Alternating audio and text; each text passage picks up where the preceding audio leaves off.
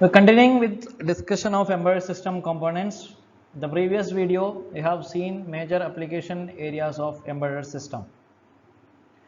In this video I'll be discussing purpose of embedded systems. As we already know, each embedded system is designed to serve a certain purpose. Any one purpose or a combination of many purposes. Application can be specific, but there can be, each system can have many purposes. So first such perfection is data collection or data storage or data representation. Then we have data communication. Then we have data processing, or we say signal processing. Then we have monitoring. You already discussed that in the previous video while explaining applications. Control. Then application specific user interface. So it is necessary from our point of view to understand each purpose in detail. So first let us look into data collection, storage, representation. Embedded systems are basically designed for the purpose of data collection. They perform acquisition of data from some external world. What I am trying to say is, if an embedded system is designed, if the purpose of that embedded system is for data collection, then it has to collect data, okay, so much of data from external world. You know that now it's a time of data science. You might have heard a lot about artificial intelligence, machine learning, all those technology needs a lot of data into it. From where we get this data? So there is a system meant for data collection only. We call it by a better name, data acquisition. We take this data, collect this data and keep it. When I say keep it, it is for storage, right? Data collection is usually collected for storage, maybe analysis, maybe manipulation, and maybe transmission. So my embedded system designed for the purpose of data collection can serve as a data storage device or can serve as a data representation device. When I say data representation, it may include analysis of the data collected, manipulate the data. When I say manipulation, it is not just a negative word, negative meaning of manipulating the data wrongly. I can manipulate the data in the right sense also. And very important, transmission of data sometimes possible, because your receiver will collect the data and there may be some transmitter waiting for the data. So you need to transmit the data. Now one very important point here. When I say data, what is this data? See, data refers to any kind of information, okay? You should not have any misconcept about data. Data means any information, because we are talking in real time sense. So it can be a text message, okay, data related to text message, voice message, images, video, electrical signals, any other measurable quantity for that matter. You have a sensor, IR sensor, ultrasonic sensor, all these sensors give you data. So what is more important here is what kind of information, what kind of data you need to collect. So broadly these informations are classified into analog and digital. So data can be either analog, which is we say continuous mode of signal, or it can be a discrete mode of signal or digital signal. So this is where our embedded system design should be a sophisticated one, in the sense it should be able to collect data in analog form or digital form depending upon the application. So if you design an embedded system to collect analog data, if it is having an analog data capturing technique, then collected data can be processed directly in the form of analog signal. For example, if the data is digital, it can be directly captured without any additional interface if it is a digital embedded system. But there are some cases where most of the time the data will be analog and sometimes the data will be digital. So what I will do is I will use an analog embedded system in such application, and whenever I have a digital data available, I will use a DAC, digital to analog converter, and I will give this analog signal to my system, because my system can understand only continuous signals.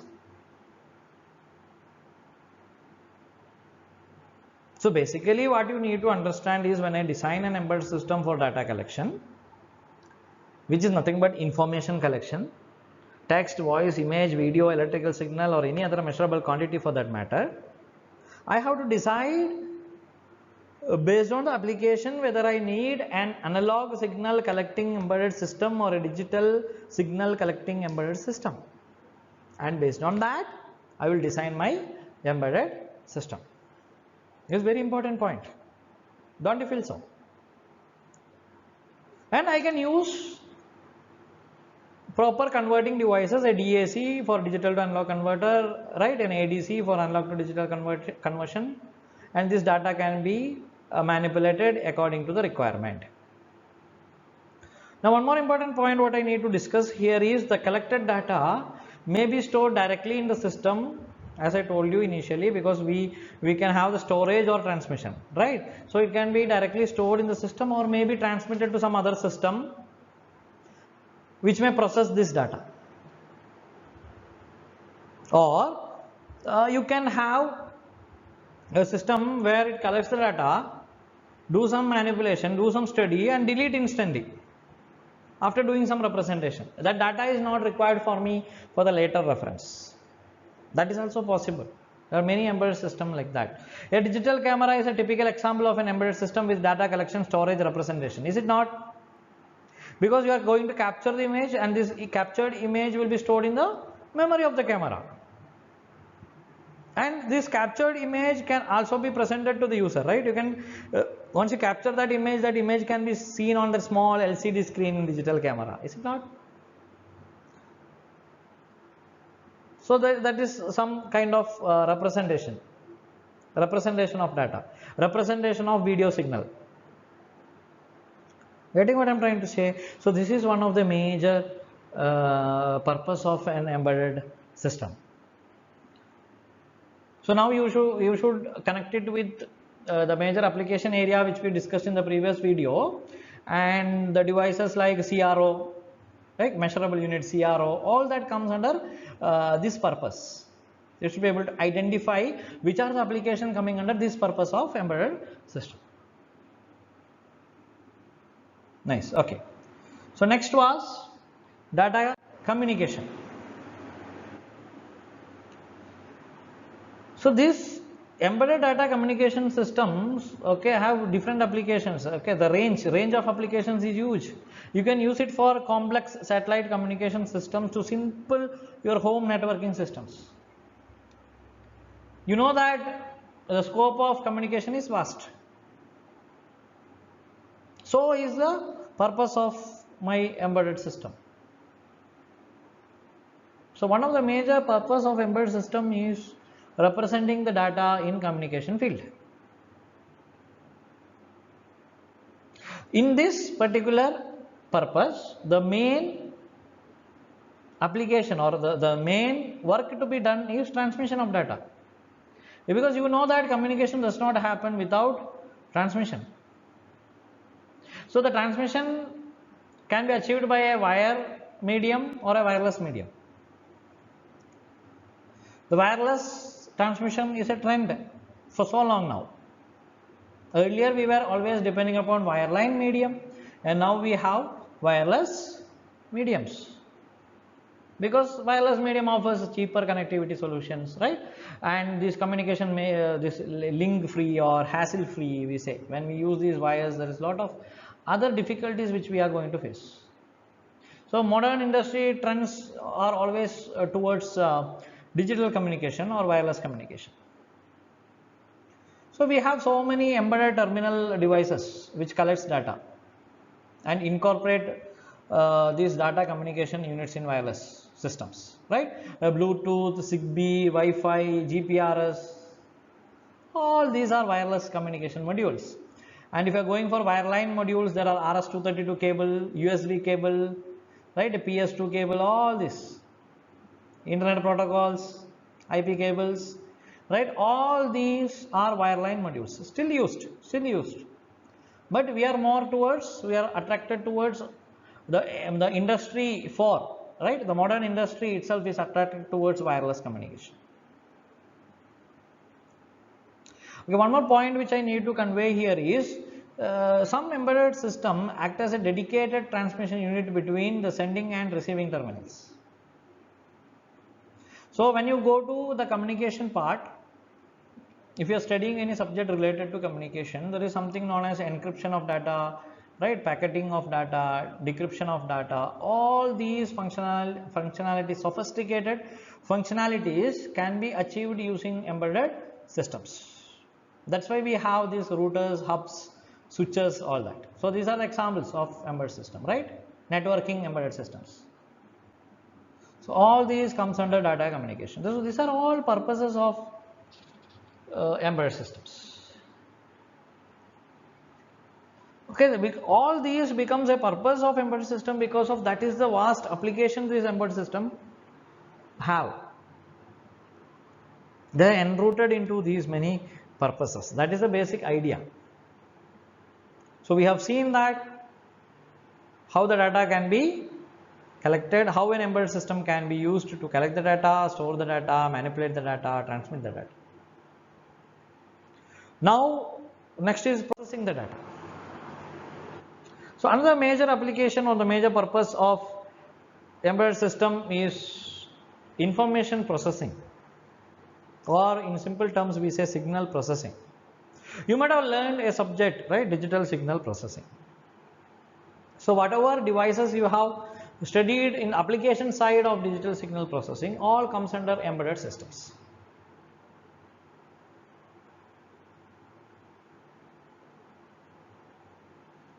So whatever we have mentioned already, the data, the information, the basic information collected by this embedded system can be used for various kind of data processing. So major applications are like speech coding, synthesis, audio video codec, transmission applications, all that. See, now I am speaking through a mic, suppose. So there is something coding happening there, speech coding. Okay, so I'm not going to talk about higher end applications of digital signal processing, because you know much better than me of these applications, because you have studied this course, digital signal processing. So you know what are the application of codecs, especially audio video codecs, right? And what are the transmission applications. So all these we employ our embedded system in all these purposes. Okay, to connect with you, I have kept an example of a digital hearing aid. A digital hearing aid, right, which helps in hear impaired persons. So that is a typical example of an embedded system employing data processing. So it required to collect the data, process the data, and convert it to required signal which can be processed by the brain, human brain, so that you can understand what others are speaking if you are an impaired person. Is it fine? Then coming to the most important application, that is monitoring. See, most of the time monitoring is given least important when it comes to purpose, but this is one of the most important application of embedded system.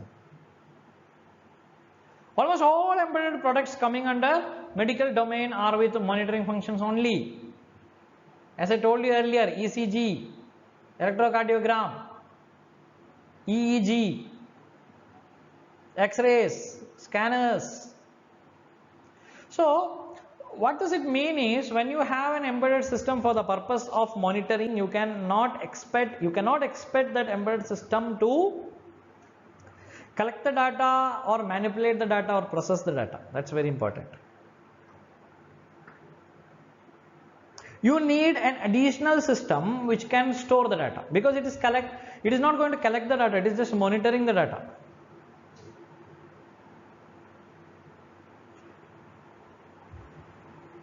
You add more than one embedded system into it, okay, one working with another embedded system, one system working with another system can make it more interactive system. Otherwise, this monitoring, for example, CCTV as it is just a camera which monitors. Then you have this processor or server, we say, sitting somewhere, which collects this data and store it. The purpose of CCTV is not to store data, it is just to monitor data. Monitor the information. Okay, so an embedded system designed for the purpose of monitoring is basically determining the state of some variables using input sensors. They cannot impose any control over these variables. That's very important. So as I told you, ECG machine for monitoring the heartbeat of a patient, measuring instruments like digital CRO, digital multimeter, logic analysis, etc. All these which are used in control and instrument application, all these are example for embedded system serving the purpose of monitoring. Coming to control. The embedded system with control functionalities can impose control over these variables. In the previous, we have seen that in monitoring, the embedded system for the purpose of monitoring cannot impose any control over any of the variables. When I say variables, these are the data informations collected, okay. So these informations cannot be controlled, but when you come to an embedded system which is designed for the purpose of controlling something, then you expect that embedded system to have some control over the information which it is collecting, or you are expecting to control some variables, output variables of that system based on the commanding which you are giving. So I say there are some input variables. Based on that input variables, your system should control the variables which it is operating on. So here in monitoring, it may contain only sensor, but in a control embedded system it will contain actuators also. When I say actuator, it is not just mechanical actuators, it is electronic actuators also. So a system with control functionality will contain both sensor and actuators. A very good example which I can give you is an air conditioner, an AC.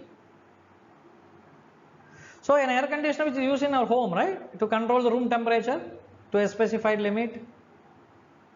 That can be a best example for a embedded system designed for control, because it is controlling the temperature, room temperature. So it is going to have a room temperature sensing element, right, a temperature sensor.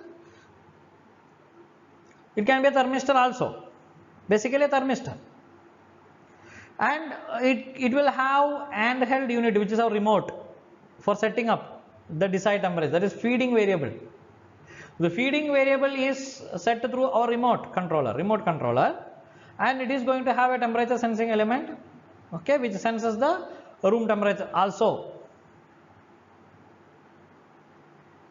So I can say then what it has air compressor unit, okay, which can act as actuator. The air compressor unit in the AC is going to act as actuator. So I have temperature sensor, I have actuator there. So the compressor is basically controlled according to the current room temperature and the desired temperature set by the user.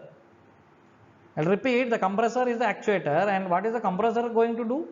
The compressor is going to control the room temperature according to the present temperature in the room and the end temperature, the reference temperature which the user is trying to make.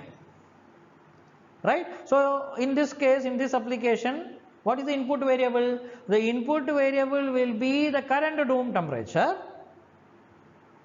And what will be the controlled variable, that is output variable? The output variable is the room temperature. So whatever the room temperature it was before will be my input variable, and whatever the room temperature is presently available, that will be my controlled variable.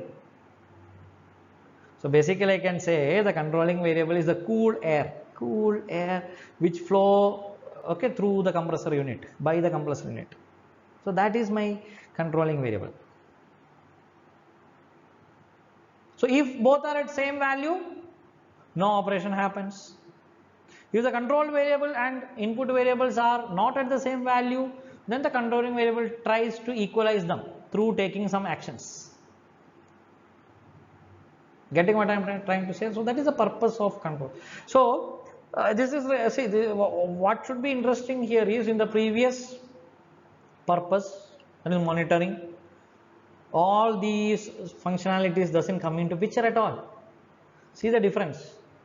An air conditioner cannot be used for monitoring. A CCTV cannot be used for room cooling. That's why I told an embedded system is specific. Is specific, and it is specific to purpose. Nice. Coming to the last purpose, application specific user interface. There are many examples which I can put forward, but as per your course syllabus,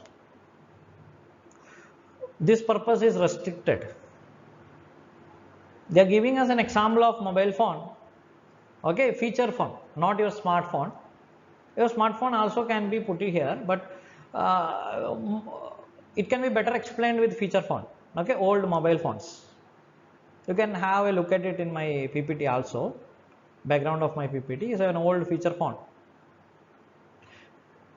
It is having an application specific user interface, right? Because you have that keypad there, then you have that graphics screen, that is LCD module there, then you have system speaker, then you have vibrator, because you are going to get vibration alert. So all these are what? Specific user interfaces. Buttons, switches, keypads, lights, speakers, display units, all are application specific user interfaces. Monitors, okay, all these are different, basically all user interface. There are many, okay, I am restricting the discussion to a few. Day-to-day life, the remote controller can be included here, okay, in specific user interfaces, remote controller, because it is having those buttons. So whichever you are directly interacting, TV remote, AC remote, if you have a remote for refrigerator remote, microwave oven has a remote, or microwave oven. So all such interfaces is a purpose. Without that may be a non-usable embedded system, right? A television becomes non-usable or really hard to use device if you don't have a remote in your hand. You know better than me, correct? So to summarize, in this particular video, I was trying to convey you different purposes of embedded systems. As we have already discussed in the previous videos, and whatever I have discussed in this video, we know that embedded systems are used in various domains like consumer electronics, home automation, telecommunication, automotive industry, healthcare, control and instrumentation, retail and banking applications, all of this.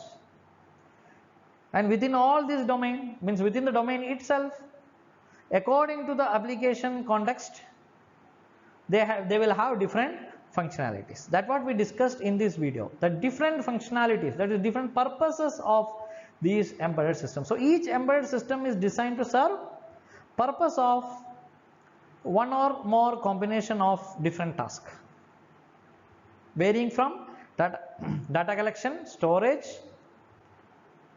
processing, data communication, monitoring, control, and providing a very good user interface. Thank you for watching.